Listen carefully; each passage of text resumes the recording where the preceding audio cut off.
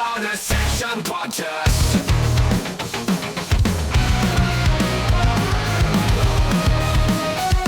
Discussion, interviews, reviews, and rants. Military science section podcast. Welcome to the show. Today we are fortunate, blessed, very lucky to have with us Steve Beaulieu, who is the self-proclaimed God Emperor at Aethon Books. Um, Talent on loan from Shai Hulud. from Shai Hulud, right? He's unfortunately getting less on his way to becoming Childhood. a sandworm, so we're gonna have to like turn that around.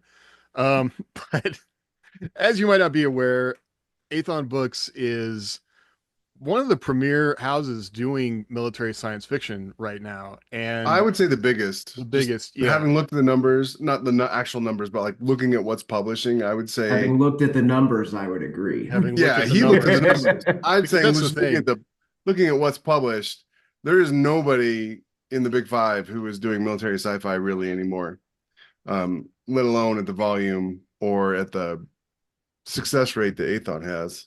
Right. As I was saying those words, I was trying to think of another example, and it was failing me.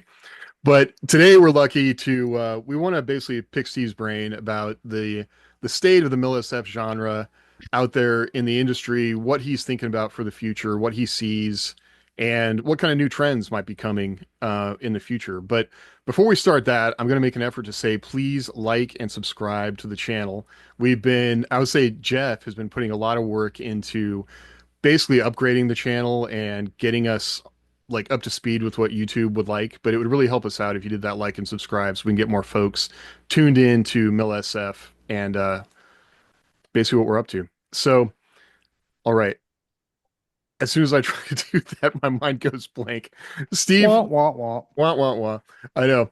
Um, I guess Steve, to start things off, what what excites you about MilSF right now, and maybe books that are coming out that you're excited about, that are Grimm's War, but also maybe some Josh Hayes and some Rick Partlow. Um, what excites you, and what are you looking forward to in the next year?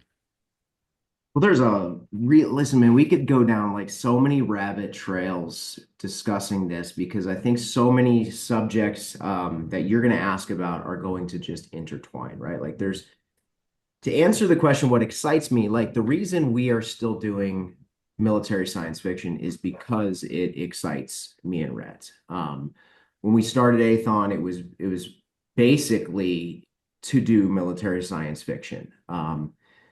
Lit RPG became a thing, and so everything sort of exploded around Lit RPG, and we become the #1 Lit RPG publisher. But like at the heart and core of what Rhett and I set out to do with Aethon, it's been military science fiction.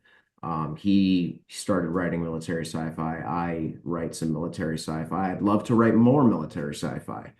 The reality is, I like, know a really successful series you could write in if you wanted. that assumes that I need money enough to do somebody else's. It's not about needing money; it's about the love. You do a great job with Grimm's War. My excitement, you already said it. I'm excited about more Grimm's War. I really, really enjoyed, I'm not shy to tell everybody, like, I don't get to read everything that Aethon puts out. Like, it would be ignorant for anyone out there to believe that I can read 300 and something books a year. Like, that's just stupidity. But typically speaking, I do read at least the first book of military science fiction projects that we put out because I love it.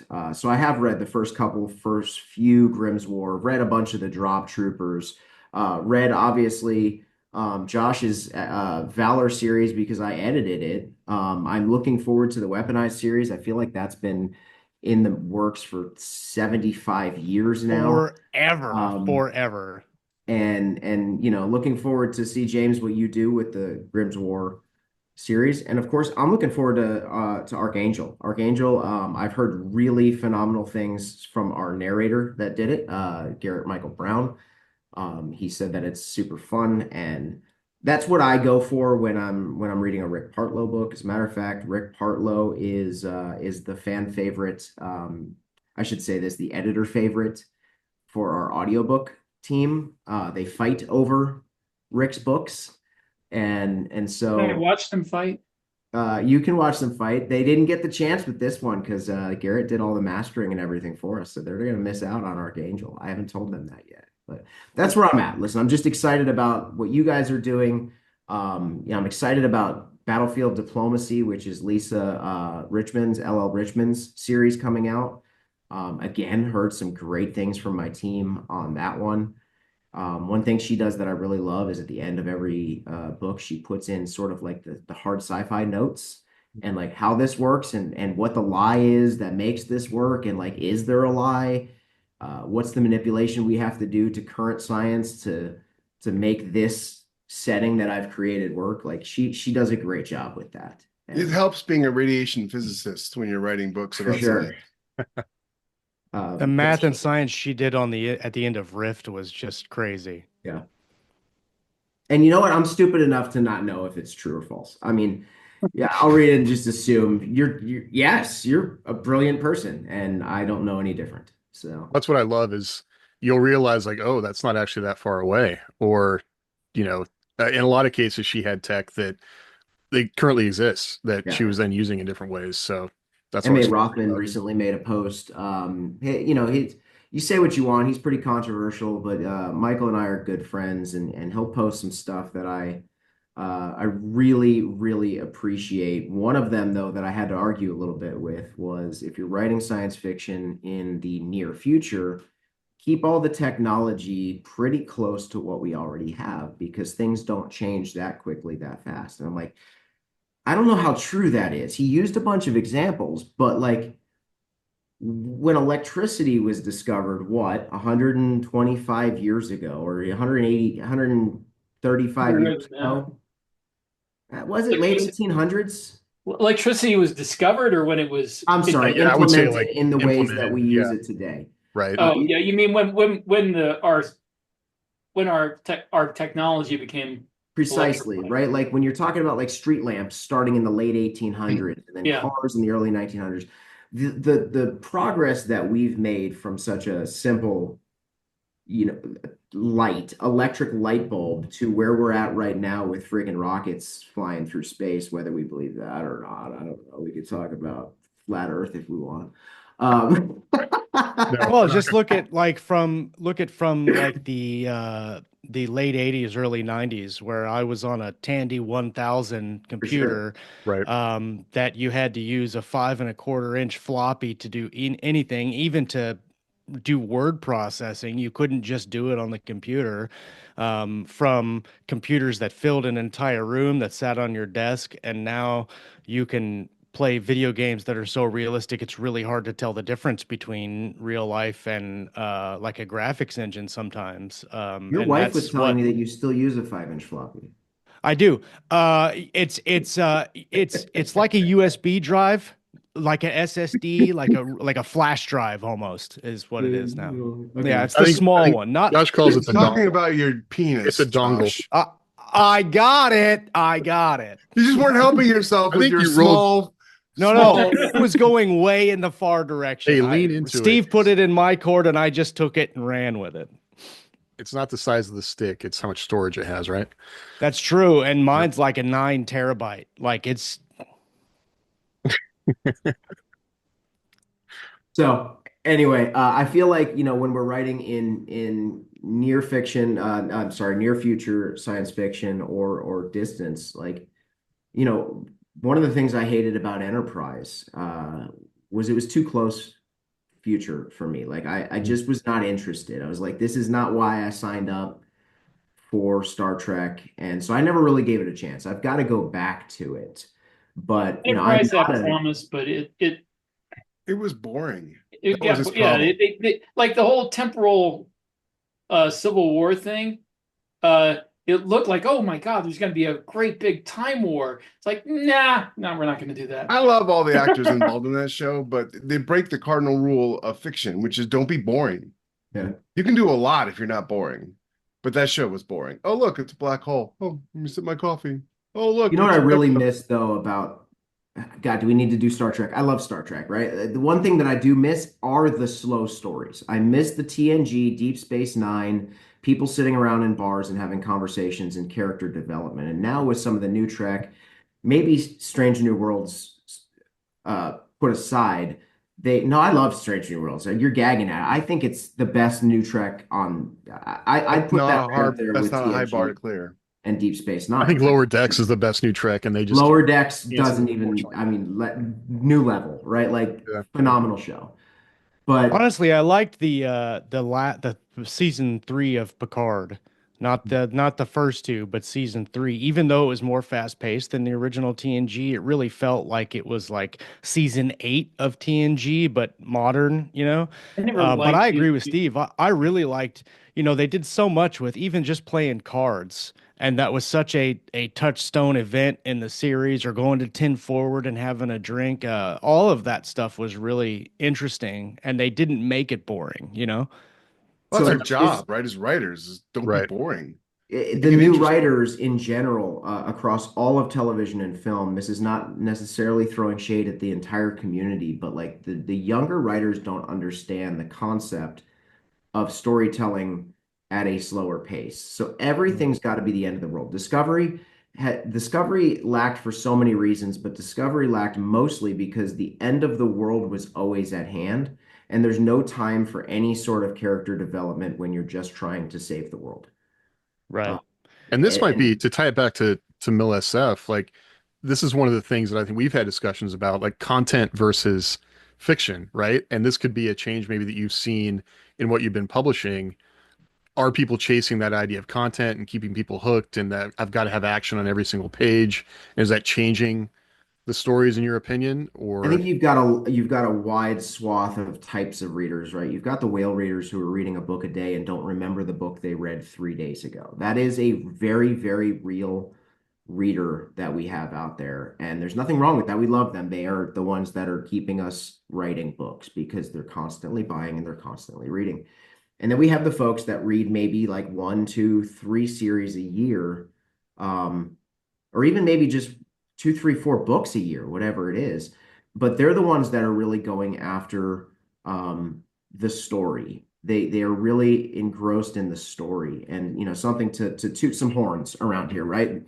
The thing I loved about Grimm's War was that it had that old school Star Trek feel of slower paced character development where I cared about the characters. Cam from Drop Trooper, same thing. I actually cared about Cam. There's a lot of these books that I'll read and I don't care. Like I'll throw out one of the really big names because I've said it before and like I'll catch hell for it someday. But like Brandon Sanderson's characters are cardboard characters that you can just trade in and out with any other character and it doesn't matter. Now you've thrown the gauntlet down for Josh. Uh, No, I I'm think on he may board. agree. I'm on board. The last um, book killed it for Josh. the that doesn't take away from the fact that he's done great world building and his magic systems are what they are. But for me personally, that is a huge loss. I don't care about your twist at the end of the book because if I don't care about your character, I don't care about the end of your book. But let's dig into that then. What for you makes a great character that keeps you interested and wanting to know more, maybe in a military setting like that? I want him to have real flaws. I want him to have real, not these fabricated. Like Jean-Luc Picard, I'll use as a fabrication flaw. Like, I don't buy that he was a badass teenager, doing the things that he claims he did, right? He's just this like, I almost said Sherlock Holmes, William Shakespeare. He's this Shakespearean actor that I can't buy he's got a past. I can buy that Pike had a past. I can buy that Kirk had a past. But the reality is they tried to spin Jean-Luc's story to actually be more of the like rebel than these others that we consider the rebel. Will uh, Riker is a perfect example of a character that I would follow his story beginning to end because to me he's got some real flaws. He's got some real like he's a stickler for who he is. He never changes necessarily. That's what I'm looking for in a character. I don't want, as much as we publish progression fantasy, I'm not looking for the character to progress a ton. I don't need that. As a matter of fact, in my opinion, most people don't change very often. Game of Thrones for me, you want to argue how like I'm sorry, they did exactly what that series needed. Not a single effing character changed from the moment the series started until the moment the series ended. Daenerys said she was going to burn down King's Landing and she fucking did it. Right? You got Jaime Lannister who would do anything for his ancestral relationship with his sister, and we wanted him to be with what's her face, Brienne of Tarth, Brienne. Yep. right? I knew that wasn't going to happen because at the end of the day, those characters are not changing. He left Brienne and he went back to Cersei because that's who that character was. And everyone was like, there was no growth, there was no growth. There's not a lot of growth in normal It human. was a show about the futility of life and warfare, and it ended futilely. Perfect. Why was anybody shocked? And feudally. It was about the power of stories, Jeff. Don't you remember? And stories are gonna that whole like tacked on garbage at the end. Just you're right though. That's something where those characters were introduced in a certain way, and as much as you thought they were going to change, they didn't, which was probably part of the frustration that kept people watching because it was tempting you all along the way that they're going to get better, they're going to get better, and then they don't. You know, Yeah, Ned somebody Stark's missed head, the memo on Grimdark. Somebody forgot that this right, is Yeah. Grimdark. chopped off I Ned like Stark's head. steadfast characters. Captain America is a great example of a steadfast character in movies Yep. where the world changes around him, but his core principles don't change. Yep. Jacob Grimm, in a lot of ways, is based on a real life person named um, Dick Winters, who was a World War II vet. He's also, I draw inspiration from Audie Murphy and a bunch of other characters, real life characters. But one of the things that like you have to have when you have a steadfast character is they have to have core principles that don't alter. The world around them might alter, but those core principles can't alter in order for them to be steadfast. And you're right. Most people, when they're reading a book, they're coming for the characters. Like 90% of everybody reads for the characters.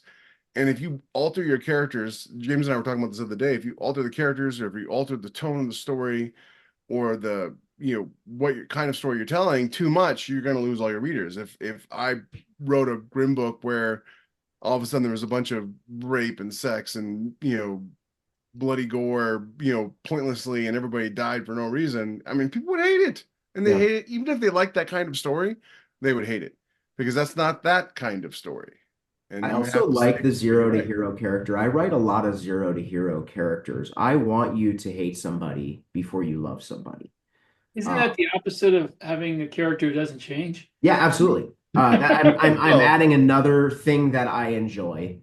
Um, I like, I've written Whitney Firestone in the Buried Goddess series. I wrote Danny Kendrick in the Unexpected Hero series. My Rogue Stars has a character Malik he goes from this sort of POS to the crux of the whole story at the end.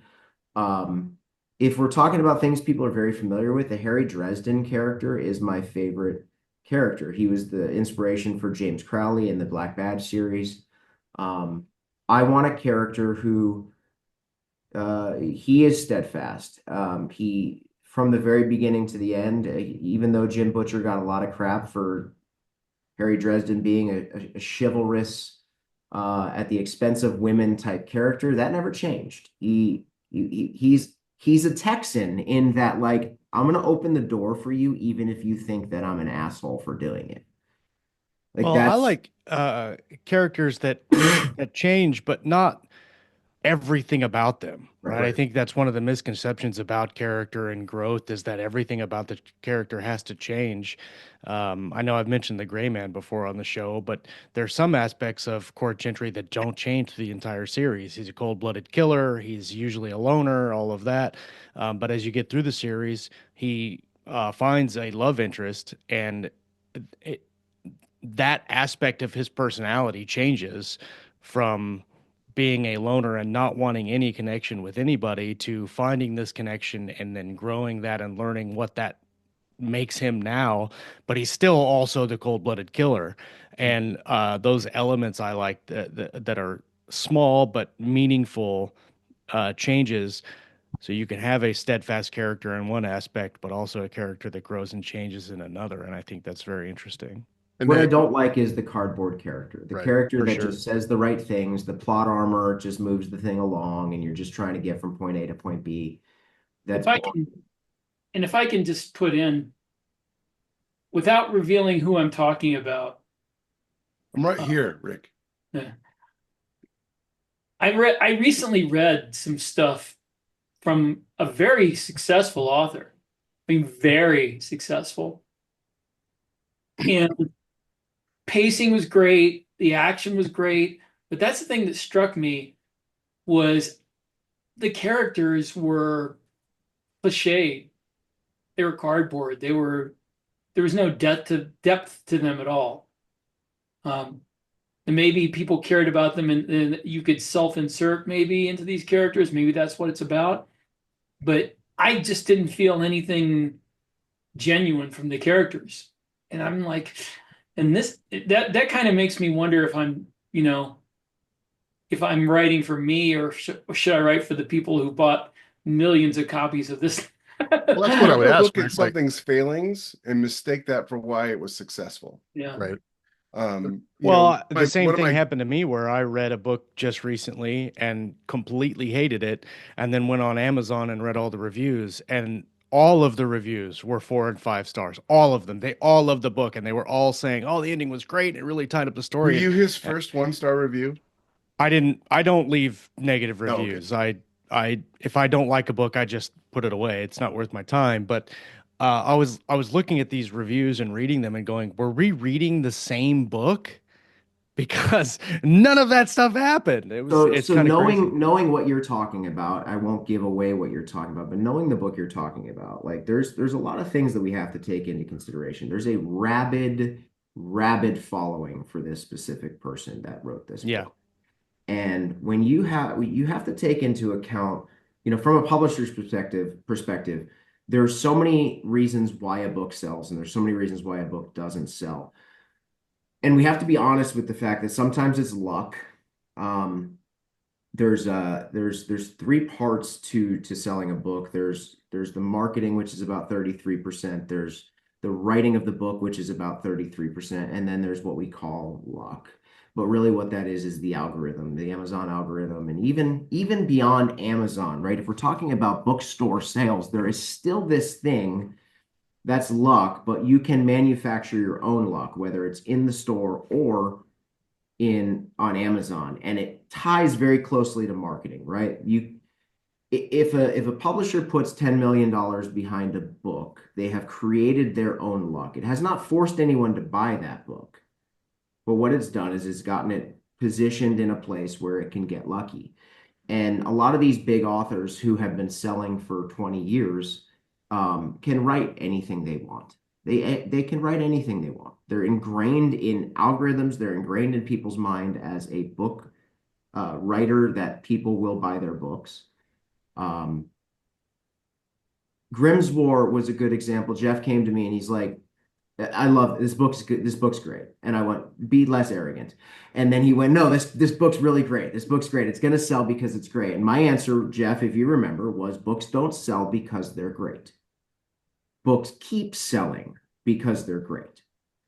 You could write the best book in the world and no one will ever read it if those other two elements, the luck and the marketing, are not there. There are probably a million books out there that people have never heard of that are better than anything we've ever read. Why? Because they didn't know how to market the book. So the dude that we're talking about, the following is going to push that series, whether it's good, bad, or ugly. And people are often afraid to say that they don't like something. If everyone likes something, it's difficult to come out for a lot of people and go, "Well, I didn't like it, and here's why." Well, I mean, Right. George R. R. Martin still has a rabid following, despite the fact he's never going to finish that series. People love to hate him now, and I've said it Right. a million times. The best thing he could ever do is just die. I don't mean now. I'm not wishing he dies. I'm just saying, like, don't write the book, just die and go down in history as one of the greatest fantasy book writers of all time. Better That's to keep quiet and have everybody Well, suspect you He's Hold it put himself in a place where all he can do is disappoint people. So Yeah, some for people will sure. love it, and other people be like, I waited for this. Yeah, there's nothing he can do. There's nothing he could do to make anyone There's no way happy. to end that series and have it be please everybody or even the Right. majority of people. People are I going to hate think there it. is, but I think that it's a way that he is not willing to do. He doesn't want to do it that way, so he's not going to. He's not going to end it at all. Well, especially now that a version of it is out there that may have been what he intended, but it's not. Now he's going to end up giving the world a different version of that, which people already hate. So, If he went back and corrected the mistakes they made in the series, then he could claim, "Hey, look, this is better. I did it better," you know. But he It's doesn't. just a no-win situation for And he him. doesn't want. The thing is, he doesn't want to end it the way that the fans want him to end it. So he's not going to end it at all. an asteroid hits Westeros. That's what I want to No, happen. So I, Steve, I didn't. There's a big I'm not. difference. I didn't watch it, but yeah. I've listened to the fans talk, and I know what they wanted, and it's not something he's willing to do. So Going Mhm. back to what Steve and Josh are talking about, there is also a huge difference between indie writers and traditionally published authors. And you hear this, what I consider terrible advice all the time, which is, oh, just write what you want. Don't worry about genre. Don't worry about convention. Don't worry about story, blah, blah, blah. Just write what you want because that's how all the great writers did. And maybe that is how they did. But I'm an indie writer, so to speak. I mean, I know Athon isn't considered an indie publisher, but for our purposes, I mean, we are. We're you just a are, big for our one. purposes, you are. There's like five of you, and or however many, and you're not one of the big five, despite I the count as fact that you three. probably outsell them. But for our purposes as indie writers, I look at books holistically, right? To me, a well-written book is not just the words you put down. It is, who your audience is, you know what they want, you know what they like. You are writing for a purpose. And a lot of trad authors don't do that. And they're not that they're not successful, like David Weber. David Weber's massively successful with the Honorverse series and all his other books through Baen. And when he wrote Honor, he wasn't like in the 90s, he wasn't like looking at like what does the military sci-fi market want? He just wrote a book about a character that he wanted, and that's fantastic. We don't have that luxury as indie writers. If you want to be successful, if you want to sell books, you do not have the luxury of just putting down whatever crap you want on a piece of paper and being like, look, if I could just market it right, it'll sell. Because that's just not how it works. So I think one what of the is Athon looking for in Mil-Sci-Fi? Like if a person was to send you a book, and I know you guys don't do the reading, I know you got readers, but like what are your readers looking for when people send you manuscripts? What should they be focusing on? What kind of stories should they be focusing on in the future? I mean, it's a really tough. That's a tough question. I mean, one I could tell you all the things don't do. Don't tell me about your 9 planned books. Just don't. Like, That's no stuff we tell people all the publisher time. Yeah. on earth wants to hear about your 9 planned books. We barely want to take the time to invest into 3 planned books because the reality is one could flop, and then we're stuck eating the cost of the next two. The 3 book thing is like you should always have a plan to end a book series at 3 books. I would love to tell you that there's a market for standalone books.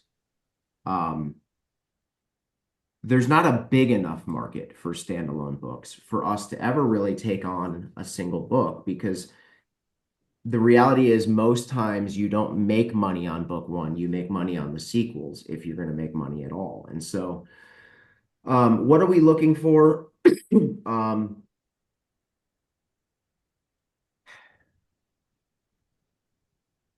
one of your questions, James, that you had kind of prepped me with was, what's the difference between military sci-fi and other genres or something to that Well, I think effect? what you think is special about Mil-Sci-Fi in that. Okay. The thing that's often separates military science fiction from space opera. There's a lot of things. Don't misunderstand me. This is just one thing, and that is military sci-fi books are best told from the perspective of one person.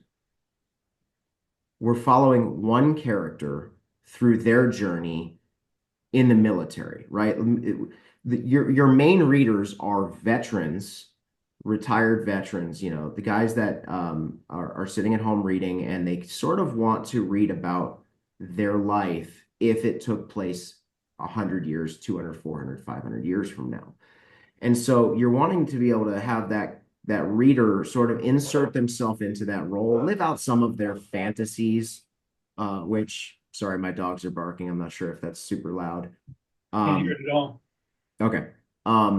What I don't love is when somebody turns in a military science fiction book where they've sort of pitched it as a single character and it turns out to be the George R. R. Martin style, every character is different for the first 15 chapters. That is so hard to sell because, again, we're selling the experience of a character in military science fiction.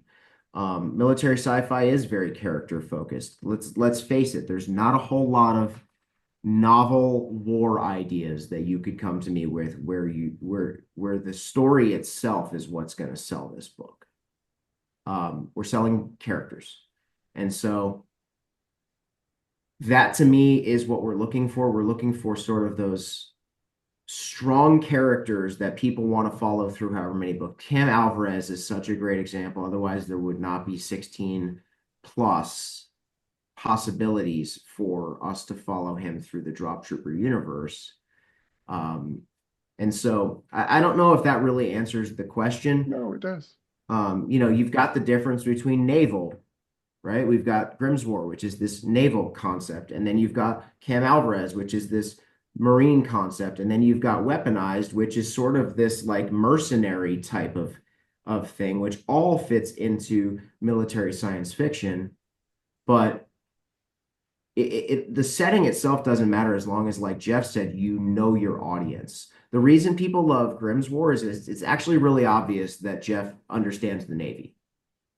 The reason why people love Rick's boots on the ground stuff is because it's very obvious he knows what it's like to have boots on the ground. Otherwise, it would come off fake and it would be like, listen, the amount of research that I had to do working on Rogue Stars, because I've never been in the military, was tremendous. Like, I felt stupid every second I was writing it because I was constantly going, is this right? Am I in the right branch of the military here while I'm talking? And so, there's kind of this joke because they're on a space station. Malik is constantly asking, is this a wall or a bulkhead? Like there's this idea like of making sure everyone recognizes this guy's not military. If you're on a space station, it's a wall. If you're in a ship, bulkhead. Right. And I get that to a degree, but like there's also a certain reader, right? The number of times I see people posting bashing somebody for using the word clip over magazine. Now, I don't use the word clip because I'm not stupid and I don't want to make, but let's just face it, dudes. At some point, we've got to accept it.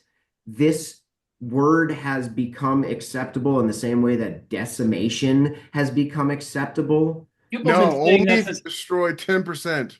It just doesn't mean that anymore.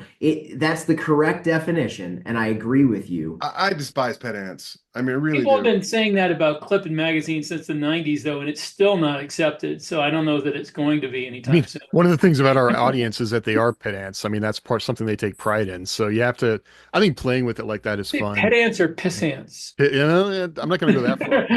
I Yeah, I'm know. not saying purposely misuse a word, but I am saying like at some point we got to give it up. Let it go. Just let Yeah. it go. Well, I think a military audience will find that funny if you're always making jokes between is it a wall or a bulkhead? Because I don't know, if you've worked with civilians when you're in the military, you're constantly sort of like, why did they say that? Or you realize the thing I said makes no sense to them. And that's a Well, fun, somebody's I in don't the know, army, they'll call it a wall, and then some Navy guy will right. correct. Well, and Make if fun of you've the Navy got like a uniforms. military guy talking about a magazine, he'll say magazine. If you've got a character that's not in the military that doesn't know any better, they may say clip. And I think And that's what gets me is that people have no grace for understanding the mind of the character speaking. Mhm. right. Like if this dude does not use guns and he says, "Give me a clip," that's not the author being stupid. That's the author actually recognizing that that person might say clip. I think there is a I percentage of the audience that doesn't understand, and I mean this, I don't mean this in a mean way, But when I was a kid, there was always the joke about the moms watching soap operas who didn't understand that they were actual soap operas. I think there's a percentage of the audience who thinks that we're these characters that we're writing about, and it's like, no, Right. it's fiction.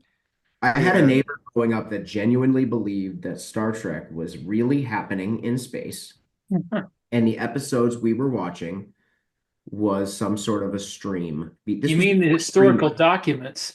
Right. It from was a the Galaxy Quest, because that's a documentary. great idea. It was a documentary of something in space. And like obviously he had a few screws loose or whatever, but like he collected all the VHS and he treated them like they were history. And it was wild. What And do you you think know, One of the David things is I did in Island? Weaponized is I have a character who's a military character, and when he references weapons, or even the spy character, when he references weapons, he usually calls them by their name, or he can identify what they are, or whatever the designation is, the M4, right? He can identify that. But I also have a POV character that's not in the military. She doesn't know anything about guns other than it's a gun. And so when she references that, she doesn't say, she doesn't know what it is. So she just says, ah, he had a rifle or a pistol or, whatever it is. And like you said, Jeff, there may be people that, or maybe it was Steve that said they don't have grace for the character not knowing what it is, but that's specific to the character. So if I get hate for that, we'll see. But you can't really help. um, I mean, that's just, you can't write a book in the hopes that you won't make any mistakes that upset people. You can oh, only for write sure, a yeah, book that has a great story. And there's right, this old thing called failure to check the graveyard. And it came from World War II, where bombers would come back and they'd be like, oh, let's put armor on the places that have the bullet holes. Right. And this one guy's like, well, wait a second. No, they're fine. Let's put armor on the places that don't have the bullet holes. When you're right. writing a book, you maximize what is good and you minimize what is bad. And when you are creating a story, the best thing you can do is maximize how much people like the characters. And I feel in my bones that if someone really loves a character in a book enough to think that it's real, that's fantastic. That's If a anybody win. thinks they could I mean, I win think this, that's a well, I love really it. interesting point that folks are coming to we've talked about this. They come for the characters, but I think the perception of MilSF is that it's about the battles or it's about the action, and those things are important, but it's we keep saying this, it's the characters. It's the Those characters. things are And if they love boring, the characters, actually. they Like will Yeah. forgive everything. realistically, space battles are boring. Uh, you have to have R.A. Salvatore is actually a phenomenal example of this. And I know that it's fantasy and not science fiction, but he has sword fights that the story progresses through. The characters are talking to one another during the sword fights. He doesn't just make them trading blows constantly for 12 pages. During that time, things happen. And I remember when I was watching Game of Thrones for the first time, I was also a pastor at the time, which, by the way, is just a no-no, right? Like, you can't be a pastor who admits that they watched Game of Thrones. But I do remember, like, just having this sort of conviction about watching this show that was so heavily sexual. And so at the very onset, I decided two things. I'm not going to watch this show unless my wife is home. And two, I'll skip through the sex stuff. I don't need it. The problem was the first time that someone died during a sex scene, and I went, "What? What happened?" Right. And I had to go back and go, "Oh shoot, they died." There's like a good, whether it be a sex scene, battle, a good gratuitous moment in any genre, something important happens. It's not just a fight for a fight's sake. It's not just sex for sex sake. It's moving that story along. We could go down chapter by chapter, and like if I edit your book, which I don't really edit anymore, one of the reasons is because I tend to rewrite people's books. Um, it's just it is what it is. That's why I do a lot of co-writing now, because like I recognize that my editorial process is actually a co-writing process. If you have a chapter where nothing happens, I'm gonna tell you to get rid of that. If your character doesn't develop or your plot doesn't develop, that is a wasted chapter of a book. And it's just words for words' sake. And that happens a lot in progression fantasy because these guys are writing 2,000 words a day to throw a chapter up onto Royal Road or whatever service they use. And it's just content, content, content, content, content. And you can have an entire arc that goes by. It happens all the time. People are like, I just read book 12 of, this is an example. This isn't the book 12 of Defiance of the Fall, and nothing happened. And now, did nothing happen? Not necessarily, but like an entire arc went by that was a little bit of filler. And again, I'm not actually specifically talking about book 12 of Defiance of the Fall. I'm just saying as an example. We don't have that benefit in military sci-fi. We get about 100,000 words, give or take, for a book. And those 100,000 words better matter through the entire book, or else you're going to lose people. It's not an exciting enough genre. I'm not knocking on the genre, but there's not enough sort of creative elements in progression fantasy or fantasy. You can do whatever you want. It doesn't have to be reality. It doesn't have to be grounded. It doesn't have to feel real. Military sci-fi, if it doesn't feel real, people are going to give you crap about It's it. obvious. It feels it, you know, Right. and you lose the audience quick. And so those words need to matter because you can't rely on fantastical elements to get people through. Well, and there's only It's so many operating. different ways you can write a gunfight. You know, I agree with you. Kind of take example of David Weber and his space battles. A lot of his space battles are at vast distances, and there's thousands of missiles. And one, that's hard to visualize, and two, yeah, there are stakes, but they're not very high. Hell, one of the battles he has is the ships just launched their missiles, and then you go like the next chapter, and all the missiles has exploded, and the space station's gone, and all of that. Kind of what happened to I can't remember what episode it was in Game of Thrones, but Tyrion runs into this battle and he gets knocked out, and then when he wakes up, the battle's over. Right. Like the But there's Hobbit. only yeah, there's only so many interesting ways that you can write a battle if nothing else is going on. If they're, if they're just shooting at each other for pages and pages and pages, and somebody gets injured and they keep shooting, and that gets old really, really quick, and you're going to just end up either having readers skim it or stop because nothing's happening. Well, what's funny about military sci-fi, if you look at James's background, that would never happen. In real life military space battle, you would never see 12 spaceships that close to one another.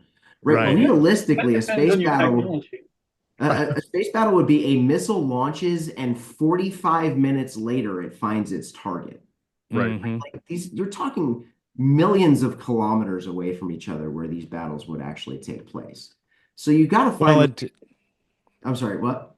I was going to say, to Jeff's credit, when you're talking about that, same kind of thing happens in that book where it's, you fire a missile and then nothing happens, but there are characters trying to figure things out, and there's tension in the characters trying to figure things out, and they're, all the trying to find a trajectory and change course or do a countermeasure or whatever, and the characters are doing something, and those things that they're doing build their character, reinforce their character, and it pushes the plot along. And that's actually Even though, yeah, maybe he jumps through 3 or 4 sequences, and in that time, one missile is coming.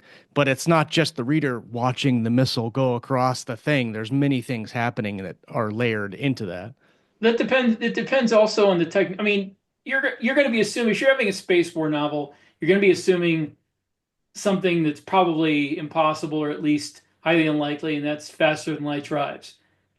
Now, if you have a faster than light drive where people jump through a wormhole at a fixed point in your system, and then they have to travel millions of kilometers, and then you're going to have those battles where you're launching thousands of missiles at each other and you slog through them and everything. But if you have something that where you pop out into existence from some other dimension, well, you wouldn't be sitting around waiting for missiles. You'd pop it out here, pop in there, pop out here. It'd be a lot different battle than All strategy and tactics flows from technology. So whatever the technology is that you're planning on writing about, you have to build strategy and tactics around that. And one of the reasons why Grimm's War is the way it is I wanted to have a situation where there were battles that happened at about 1,000,000 kilometers, and that you couldn't just say, well, I don't want to be in a battle, I'm going to walk away.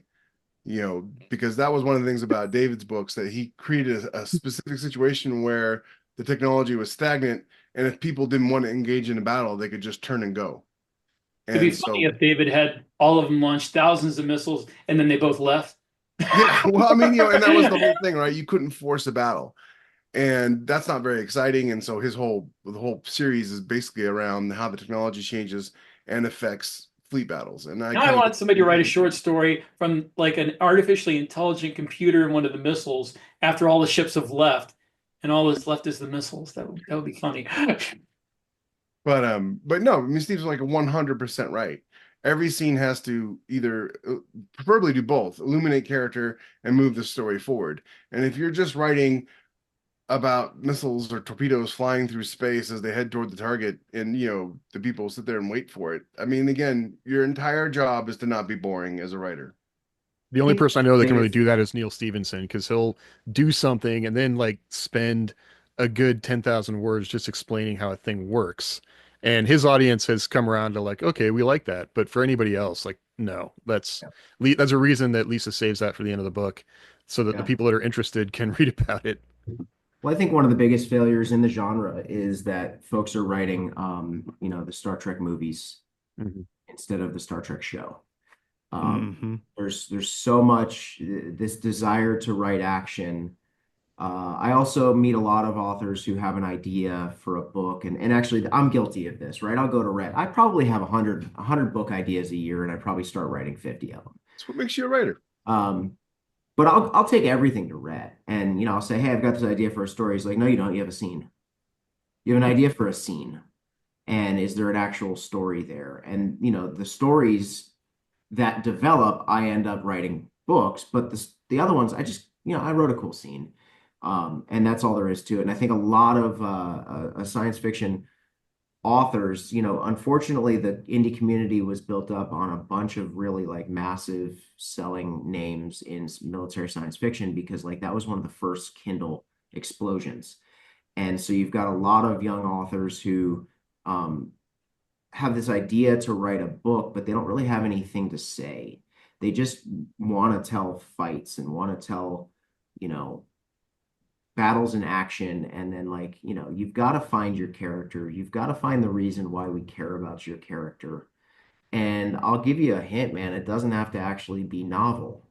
Rick has jokingly said to me, I've written the same book over and over again. Like, it's not that they're the same book, but like, you're talking about 80 books in one genre. You're gonna find the same things happening. You've got to find a way to make them interesting, and that's what Rick's really good at.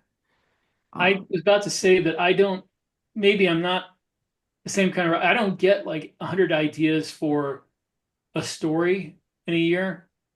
I get ideas for different characters. Say it. Yep. Yeah. I guess I don't, I think of things from the character outward. Maybe that's just from experience. Well, again, I think the like kind of what Steve is saying about the you don't have a story, you have a scene is I know that I had this problem when I first started out is you have that idea and then you're like, I'm gonna write a novel about it, but that idea wasn't big enough. And so you have a lot of boring parts, you have a lot of buildup, you have a lot of whatever it is, but all that stuff that you're trying to write that makes your book long enough to actually be considered a novel, it's all filler because you're writing towards that one good idea instead of stacking those good ideas or like truly building kind of the story out. It's like the people that have a 17 book series in mind. I'm like, you probably have a good couple of books there if you took those ideas and kind of smashed them together instead of using one per book. And we've said that before too. Yeah, Priest of Bones by Peter McLean. To my mind, it was a great book. Yeah, to my mind, that was a great example to me of what trad book writers do better than indie book writers. Oftentimes, is that when the midway point of Priest of Bones came up, an indie author would have gone, "This book is done." The second half of Priest of Bones felt like a different book, but it actually completed the story. He wasn't afraid to keep going past the sort of boring epilogue. I'm trying to find a way. Josh, you wrote it, you read it, and I feel like you probably know what I'm talking about, and I'm not sure how to explain it better than that. But oftentimes, an indie writer, books one and two could honestly just be one book. Yeah. Uh, it's a That's the full story. And so a lot of trilogies that we get turned in are actually probably 180,000 word book ones, but the way that we've been programmed in the indie market is, multitudes, and that's okay. But like, I wish I could see that change. I don't think it's gonna change because we all need to make money, and the only way to make money is to continually put out books. So speaking of that, I think, you've been doing very well in the Amazon ecosystem for a while, which I think has required lessons that the trad industry still has not learned, or is doing things differently. But when you look at Mil-Sci-Fi in particular, especially the other genres that you publish, do you feel optimistic about the future? Are you concerned? You see new places where it could be going? How do you feel about that? Um, there's a few answers here. I'm gonna give. I'll give my. I'll just. I don't feel optimistic for the author, for the individual author. Um, I feel optimistic for Athon because the benefit that we have is like we have an ROI that we need to meet on books to be able to continue publishing in a genre, and we can do that pretty easily with a mid-selling book. The problem with a mid-selling book for the author is that it's not enough to sustain them to want to keep writing sort of at the volume that they're writing at. We've seen a really strong decline in the military science fiction market over the past few years. Now, this happens in all genres. They go up and down. Algorithms change. Amazon reading habits change. You have authors come in that put out, 85 books a year. One author magically wrote that many books Magically. Magically. and saturate the market to a point where you get superhero type fatigue. And I think that that's where we're at right now with the military science fiction market is there's a fatigue. People spent so long reading, one author over and over and over again because that's how Amazon fed them over and over and over and over again. When you find an author that you like, you tend to read that author. And what ends up happening, of course, is that the newer authors have trouble breaking in. And so that's what we've seen over the past couple of years with military science fiction.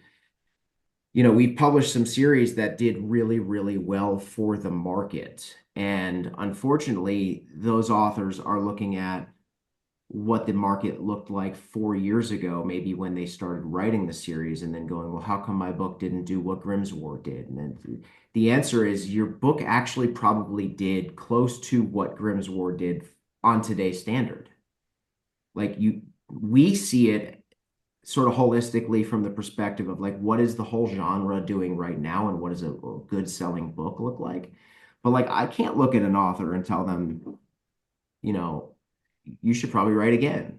Sometimes the answer is, why are you writing? I think Rick was famous for asking this question, at least in my mind, what is your reason for writing? Do you write because you love it? Do you write because you need money?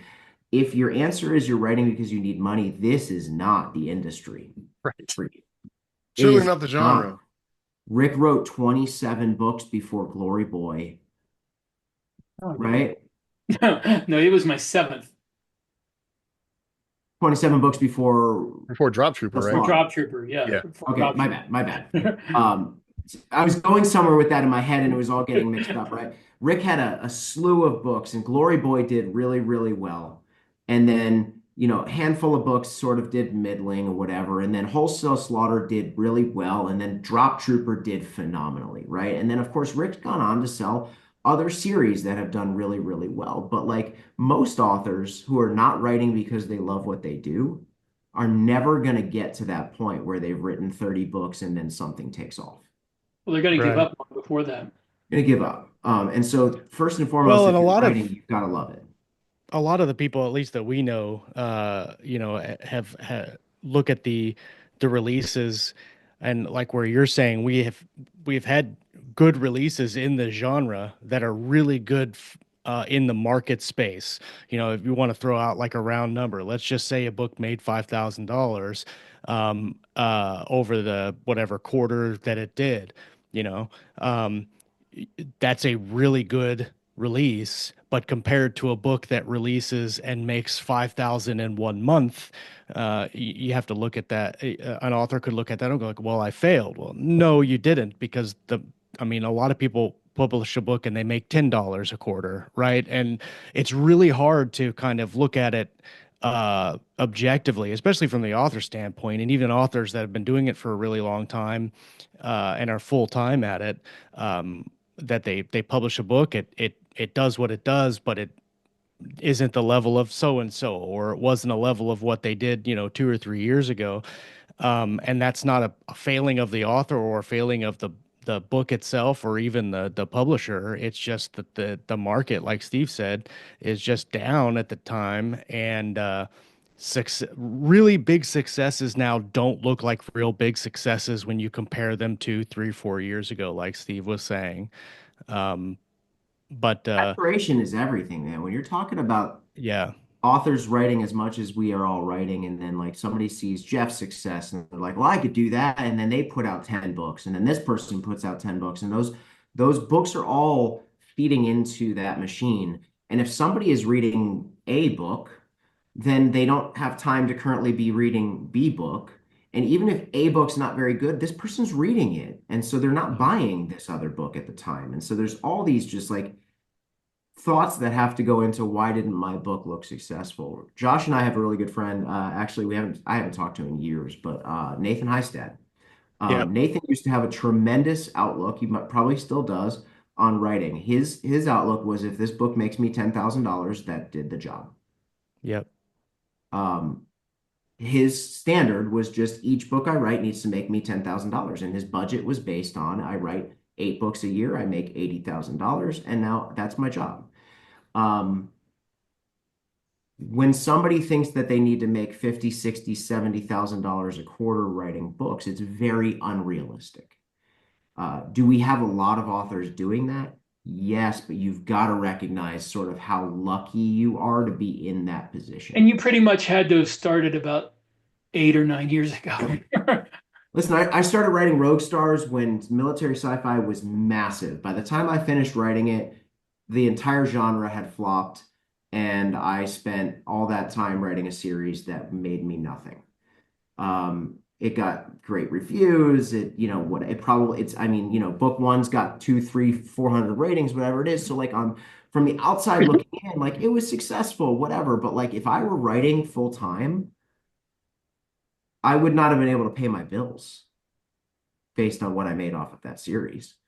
Um, and so, looking at the perspective of, why do you write? Number one reason needs to be because I love writing. Number one advice we ever give authors is don't quit your job.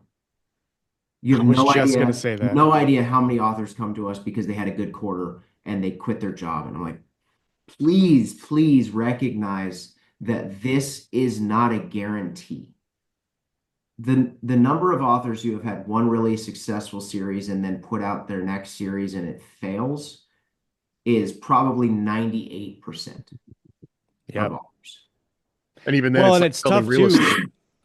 It's tough too in the indie space, where if you were going the traditional publisher route, like writing a book or a series or something and then going full time, everybody expects that to be a pipe dream. Everybody expects not to make that much money because it's Tread Club, and unless you're a big name, you're not going to make that money, and they expect to work those full time jobs and write part time. But then in the indie space, you have so many people that have broken out and done huge things that they expect when they publish their book, that to happen to them. And then when it doesn't, then they're disappointed, and then they're their hopes and dreams are crushed, and they're a failure. But that's not the case. I mean, I mean, Steve trad knows pub it But authors are here's not making what we think they are, right? Like I for know a sure. lot of no, these no, but guys. here's a So, question. Why don't more yeah. indie writers have agents? Because indie writers aren't getting a lot of the residuals and other things that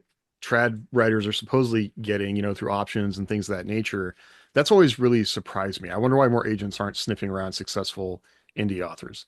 Agents, I have to be really careful when I say this, but I can say it because I don't have to be careful. yeah, Indie writers aren't real writers, and it's But not a real increasingly industry. they are. Like you can't avoid the No, they're numbers not. eventually. Hollywood does not care how many books you sold on Amazon. Hollywood, Netflix does not care how successful your Unless you're book Hugh was. Howey.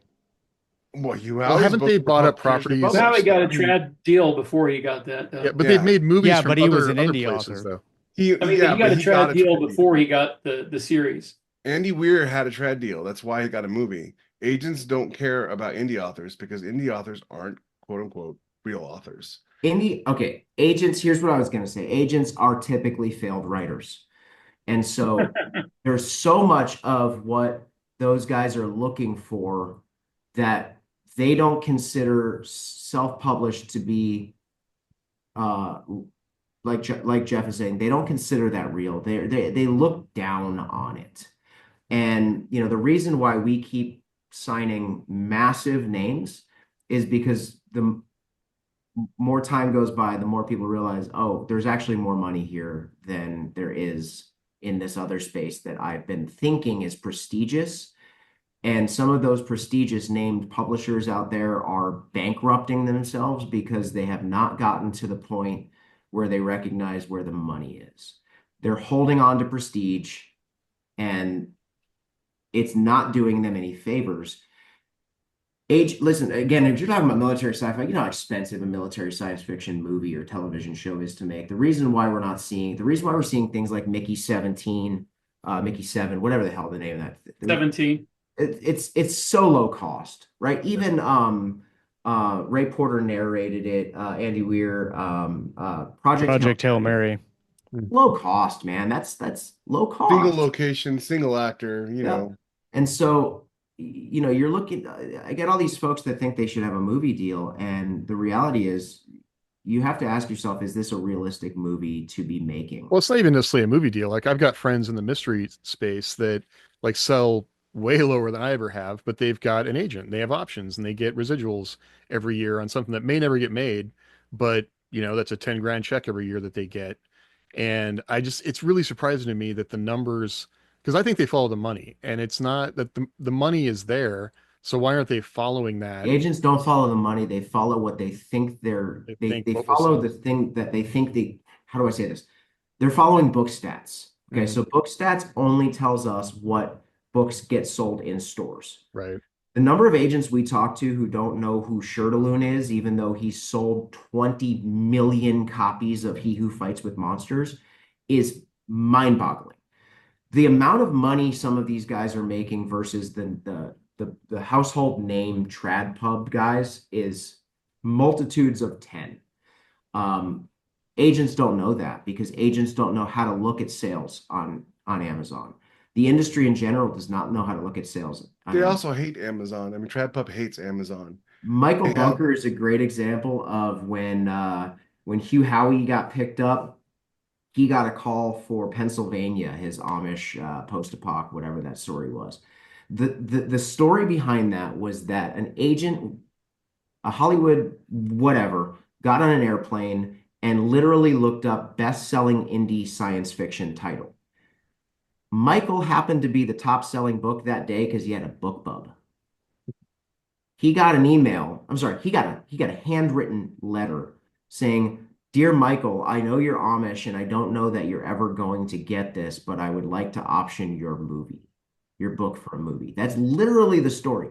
They don't know how to surf Amazon. They don't know the difference between this book is the biggest book today or this big book is actually bigger. He had like 1,400 ratings. Meanwhile, there's books with 20,000 ratings that they actually should have been going after. So the answer to the question is they're looking at book stats and they think that we're all failures. Well, and I think too, the any agent you're going to get today, like Steve is saying, they're all looking at the stuff that was important 10, 20 years ago, not the stuff that is important now. And yeah, maybe they're getting residuals on whatever, a movie right or whatever, but there's so many more avenues available to authors today. Athon specifically, we've got webtoons, we've got actual physical comics that are getting made. We've got lots of different things that don't have anything to do with the traditional route of trying to get your story into different spaces. And a lot of those agents don't even consider those viable, but they're there Not just the agents, the trad pup houses don't understand this Right. stuff either. for sure. So I guess Aethon is sort of filling that role there, We which really play the role of agent, manager, and publisher. And that's because we don't want to, we do deal with And agents. coquettish ingenue. And Well, what? I know, like from my personal experience with Aethon, Steve, you're always coming to me and be like, "Hey, would you be interested in Grimm's War doing this, or would you be interested in Grimm's War doing that?" And sometimes those things pan out, and sometimes they don't. But I know as an author that my publisher is out there, shilling for me, and that is not something that traditionally published authors have, because I promise you, Tor doesn't care about oh you. yeah, well they're complaining about it. They're not even getting marketing, or Yeah, they're doing their own marketing. and Rhett's told me on a number of occasions he loves marketing Grimm's War because it sells itself. As soon as he puts money into it, it keeps going. And so you guys are very supportive of your authors when your authors are working hard to make it work. And that isn't something that is easy to find anywhere in any industry. Well, I mean, And without tooting my own horn here, it helps that like Rhett and I are just a couple of guys running around in our underwear. Josh is just a guy running around in his underwear. We're chasing after our kids. We're not in some Not office need to know Josh somewhere. with his underwear. Did I put you're on not pants trying to pay today? Manhattan rent prices. If you guys don't make money, if you as an author who's publishing, if you don't make money, I'm not making money. And at the end of the day, it's not just about money, it's about having the success, but the success brings money and all of it, like it's all intertwined. And so, when the opportunity came up to get books in bookstores, we went, okay, so what is the angle that we want to take with military science fiction? Where most publishers in the trad space are trying to launch new books into bookstores. What that does is it causes a 9-month to a 1-year lead time that is vital and necessary. Let me just give you the example. If Grimm's War, Against All Odds, first book, if that was going to go into bookstores, we would have to schedule it 9 months out and get trad reviews and all of these things. And then book 2, we'd have to do the same thing. So the launch period between books would have to be 9 months to a year. That's not sustainable in the independent market. Mm-hmm. So what we did is now we went, okay, what books do we have that have proven themselves in this genre on the independent space on Amazon? Let's take those and relaunch them into bookstores as if they're the first time anyone's ever seeing it. Because the reality is, brick and mortar buyers are different than Amazon buyers. So to the general public who goes into a Barnes and Noble to buy a military science fiction book, they're going to see Drop Trooper, they're going to see Grimm's War, and they're going to go, oh, this is new. I've never heard of this before. Or you're going to get that one cool dude that goes in and is like, I read all of these. This is now in paperback. That's awesome. That has to be the angle to take for there to be any sort of forward progress in the brick and mortar world for an independent bookseller. Otherwise, we're shooting ourselves in the foot and we're taking money out of your pocket because we want to try something quote unquote prestigious. I don't want to do that to you. No interest. Well, that's a whole other conversation, is like what's going to happen to brick and mortar in 10 years. It's going to be interesting. I find money prestigious, just FYI. Brick and mortar right now is Barnes and Noble, and that's Right. it. Exactly. And I don't on think that wonderful note, I know. On that wonderful note, thank you, Steve. It's always fun talking to you. I hope we can bring you back as our honorary member. If you could tolerate listening to me for another hour. You may You have to get get a better microphone. It helps that we're all friends. Yep. So, hey, thanks everybody for hanging out with us. And if you've got other questions that you'd like to know more about, like maybe there's something in the genre that you've wanted more of that you haven't seen, or maybe some anomaly that, like, hey, why did this book make it, or why didn't this book make it? I mean, we love to talk about that stuff, especially when it's, straight military. when it's more military science fiction, because that's the thing that it's easier to talk about why a space opera book maybe made it, but I don't know, military science fiction is the thing we like to talk about, obviously. So hey, thanks for hanging out with us. Please like and subscribe if you have not already. Follow us on whatever podcast you're listening to and recommend us to your friends. And yeah, we'll see you next time. So And we'll have Aethon Books in the description below, so you can go yes, check out all their books. absolutely. Later. So, all right, we'll talk to you later. Thank you guys. Adios, compadres.